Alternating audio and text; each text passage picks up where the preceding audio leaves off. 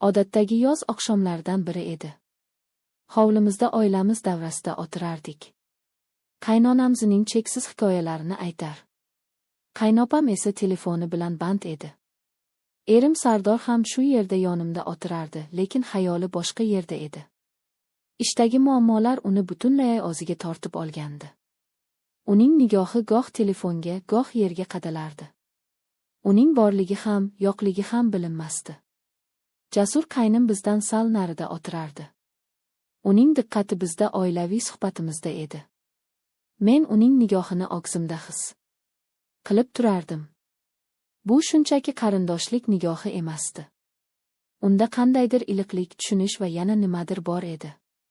Bu nimadirni anglashga qoqardim. Biz kamdan-kam gaplashardik. Lekin har safar suhbatlashganimizda men uning dunyosiga sho'ng'ib ketardim.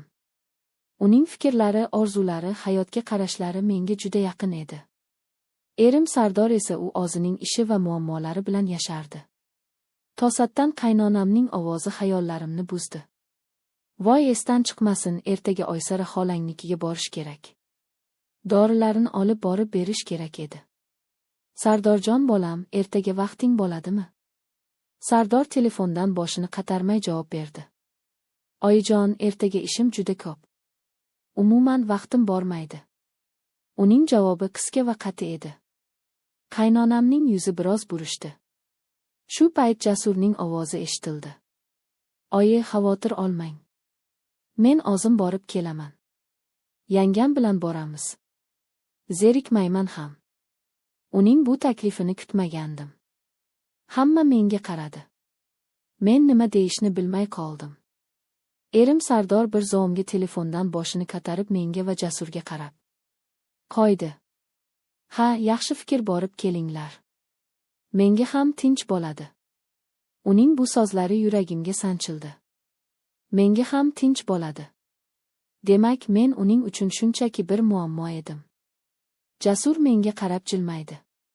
Uning tabassumi shunchalik samimiy ediki, men rad eta olmadim. Mayli dedim sekingina. Ertasi kuni tushdan keyin biz yo'lga tushdik. Shahar tashqarisidagi kichik bir qishloqqa borishimiz kerak edi.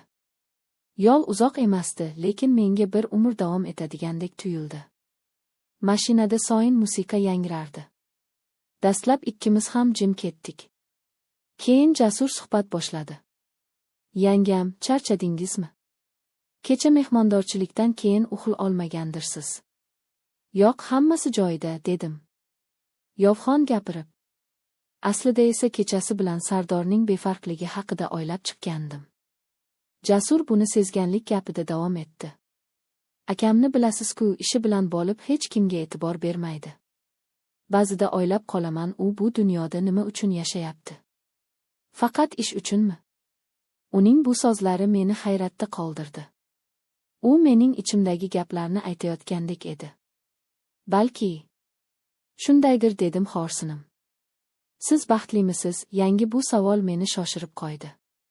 Men hech qachon o'zimga bu savolni bermagan edim. Men shunchaki yashardim. Turmushga chiqdim. Oilam bor, hamma narsa o'z joyida. Lekin baxtmi? Bilmadim, dedim rostini aytib. Baxt nima o'zi? Jasur chur nafas oldi. Baxt bu seni tushunadigan insonning yonida bo'lish. Seni siz anglaydigan, sening ko'zlaringga qarab dardingni biladigan inson bilan yashash. Baxt bu o'zingni yolg'iz his qilmaslik. Uning har bir so'zi yuragimning tub-tubiga yetib borardi. Men unga qaradim. Uning ko'zlarida dard va shu bilan birga qandaydir bir umid uchqunlarini ko'rdim. U ham yolg'iz edi. O'z oilasi davrasida yolg'iz edi. Biz xolamnikiga yetib keldik. Dorilarni berib bir piyola choy ichib qaytishga hozirlandik. Orqaga qaytayotganimizda quyosh botayotgan edi. Osmon tipga tushga kirgandi. Bu manzaradan ko'z uzolmay qoldim. Juda chiroyli, dedi Jasur mashinani sekinlatib. Ha, dedim past ovozda. U to'satdan mashinani yo'l chetiga to'xtatdi. Biz baland bir tepalikda edik. Pastda butun shahar kaftdek ko'rinib turardi. Shahar chiroqlari yulduzdek charaqlardi. Bu yerga ba'zan kelib turaman, dedi Jasur. Yuragim siqilganida, yolg'iz qolgim kelganida shu yerga kelib shaharga qarab o'tiraman. Odamlar chumolidek inadi. Har kimning o'z tashvishi, o'z hayoti bor. Lekin shu millionlab odamlar ichida seni tushunadigan bir dona inson topilmasa, bu juda qiyin. Biz mashinadan tushdik. Salqin shabada sardi. Men yengil ko'ylagimda biroz sovqotdim. Jasur buni sezib, og'zining yengil kurtkasini yechib yelkamga tashladi. Uning harakati shunchalik tabiiy ediki men qarshilik qilmadim. Kurtkasdan uning atirining hidi kelardi. Bu hid meni mast qildi. Biz uzoq vaqt jim turdik. Sozlarga hojat yo'q edi. Biz bir-birimizni sozsiz tushunardik. Uning yonida men o'zimni himoyalangandek his qildim. Erim Sardor hech qachon menga bunday e'tibor bermagan edi. U hech qachon meni sovqotganimni yoki charchaganimni sezmagan. Yangi, siz juda yaxshi insonsiz, dedi Jasur to'stan. Siz bundan yaxshisiga loyiqsiz. Men unga qaradim. Uning nigohi jiddiy edi. Uning ko'zlarida men o'zimni aksimni ko'rdim. Charchagan, e'tiborga muhtoj bir ayolning aksini kech bo'ldi. Ketishimiz kerak, dedim. Yo'q, dedi u, hozir uyga borsangiz yana o'sha muhitga tushasiz. Yana o'zingizni yolg'iz his qilasiz. Men bunga yo'l qo'ymayman. Nima qilamiz unda, deb so'radim hayron bo'lib. Bir do'stimning shahardan tashqarida kichik bir dala hovlisi bor. Hozir u yerda hech kim yo'q. U yerga boramiz. Dam olasiz, mazza qilamiz. Ertalab uyga qaytamiz. Hech kim hech narsani bilmaydi. Uning taklifi meni shokka tushirdi. Bu noto'g'ri edi. Lekin shu bilan birga men uyga qaytishni istamasdim. Men yana erim Sardorning befarq nigohini ko'rishni xohlamasdim. Men bir kecha bo'lsa ham o'zimni erkin his qilishni istardim. Mayli, dedim.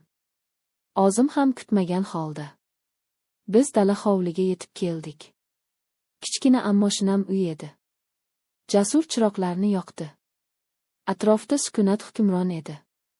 U menga choy damlab berdi. Biz oshxonada kichik stol atrofida o'tirib choy ichdik. Bu yer sizga yoqdimi? Deb so'radi u. Ha, juda tinch ekan. Sizga hozir tinchlik kerak. U o'rnidan turib yotoqxonaga kirib ketdi. Bir ozdan so'ng qaytib chiqib dedi, siz shu yerda dam oling. Men mehmonxonadagi divanda yotaman. Xitirjam bo'ling. Uning bu gapi meni yanada o'ziga tortdi. U mening sha'nimni, or-nomusimni o'ylardi. Men yotoqxonaga kirdim. Toza choyshabning dimog'imga urildi. Lekin uyqum kelmadi. Xayollarim chalkashib ketgandi. Men nima qilayotganimni o'zim ham tushunmasdim. Bir tomondan vijdonim qiynalardi. Ikkinchi tomondan esa yuragim bu yerdan ketishni istamasdi. Ancha vaqt o'tdi. Men uxlay olmadim. Sekin o'rnimdan turib mehmonxonaga chiqdim. Jasur vanda yotardi. U ham uxlamagan edi. Meni ko'rib o'rnidan turib ketdi. Nega uxlamadingiz? Yangi biror narsa bo'ldimi? Yo'q, shunchaki uyqum kelmadi. Biz yana birga o'tirdik. Bu safar biz bir-birimizga juda yaqin o'tirardik. Men uning nafasining issiqini his qilib turardim. Jasur, dedim pichirlab. Bu birinchi marta uni ismi bilan chaqirishim edi. U menga qaradi. Labbay, dedi u ham pichirlab. Men nima deyishni bilmasdim. Shunchaki unga qaradim. U sekin qo'lini cho'zib yuzimni siladi. Uning kaftlari issiq edi. Bu teginishdan butun vujudim titrab ketdi. Qo'rqmang, dedi u, men sizni xafa qilmayman. U sekin menga yaqinlashdi. Bizning nigohlarimiz to'qnashdi. U ehtiyotkorlik bilan lablarimdan olibdi. Bu opichda ehtirosdan ko'ra ko'proq mehr, iliqlik va tushunish bor edi. Oxa kecha biz birga bo'ldik. Bu shunchaki jismoniy yaqinlik emasdi. Bu ikki yog'iz qalbning birlashuvi edi. Bu bizning isyonimiz, bizning haqiqatimiz edi. Biz butun dunyodan, muammolardan, bizni tushunmaydigan odamlardan yashiringan edik. Tong otganda derazadan tushayotgan quyosh nurlari bizni uyg'otdi. Men Jasurning bahrida yotardim. O'zimni hech qachon bunchalik xotirjam va baxtli his qilmagan edim. U ham uyoq edi. Menga qarab jilmayib yotardi. Xayrli tong go'zalim, dedi u bu kecha mening hayotimni butunlay o'zgartirib yubordi. Men endi oldingidek bo'lolmasdim. Nima bo'lishini bilmasdim. Lekin bir narsani aniq bilardim. Kecha men og'zimni topdim. O'zining baxti uchun kurashishga tayyor bo'lgan ayolni topdim. Bu tun mening tunim edi. Mening gunohim va mening haqiqatim. Musiqa